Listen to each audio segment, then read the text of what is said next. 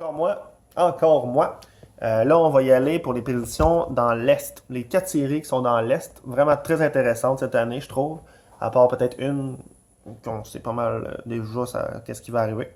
On va commencer par Tampa Bay contre Columbus. Tampa Bay a eu une saison pratiquement record de 62 victoires, si je me trompe pas. Il me semble que c'est ça, 62 victoires.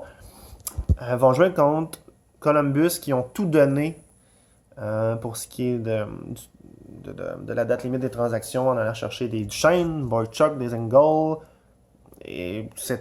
Ils ont des grands joueurs comme Panarin, Bobrovski dans les filets, Werenski en défensive, en veux-tu en v'là. C'est une grosse équipe. Mais, logiquement, Tampa Bay devrait passer.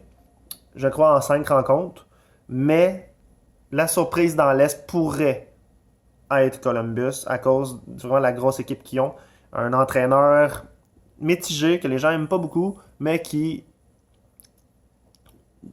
vraiment va chercher le meilleur de ses joueurs, puis qui a déjà gagné la Coupe Stanley. C'est de l'expérience, c'est de l'intensité, les joueurs le connaissent. Fait que, dans le fond, ils n'ont pas le choix de jouer son système de jeu.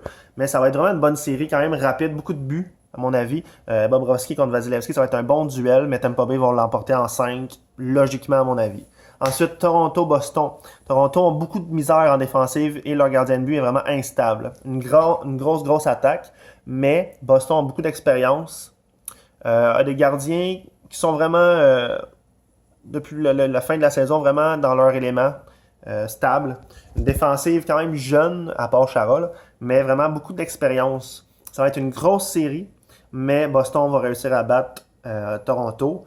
À mon avis, en 6 ou 7, mais 6, mais je vais vous dire 6.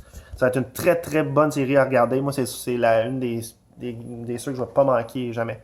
Ensuite, Caroline-Washington. Caroline ne sera pas dans le coup, à mon avis. On a été une équipe Cendrillon cette année, une belle structure d'équipe. Des jeunes, beaucoup de jeunes, gardiens plutôt instables. Washington, gagnant la Coupe Stanley, est en feu. Ovechkin est en feu. Holtby est très bon gardien. Une bonne défensive avec Carson et tout.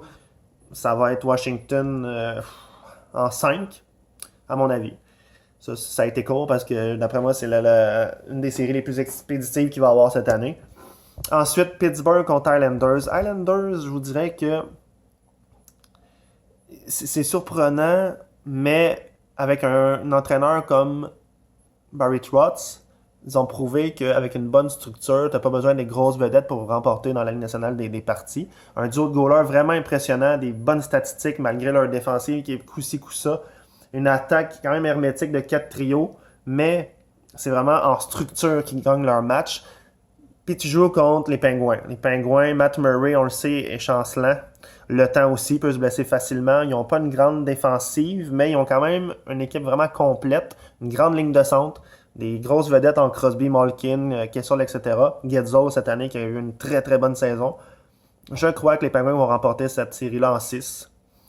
Et ça va être vraiment une très très bonne série tout de même. Les Islanders ne se laisseront pas faire. Ça va être vraiment intéressant. Mais les Penguins vont gagner. Puis si je vous dirais une surprise qu'on pourrait avoir cette année dans l'Est, vraiment une surprise, peut-être les Islanders. Peut-être les Islanders. D'après moi, ça serait une surprise. Alors, c'est ce que je pense de l'Est. Commentez, dites-moi ce que vous en pensez et les vôtres. On se revoit bientôt. Bonsoir.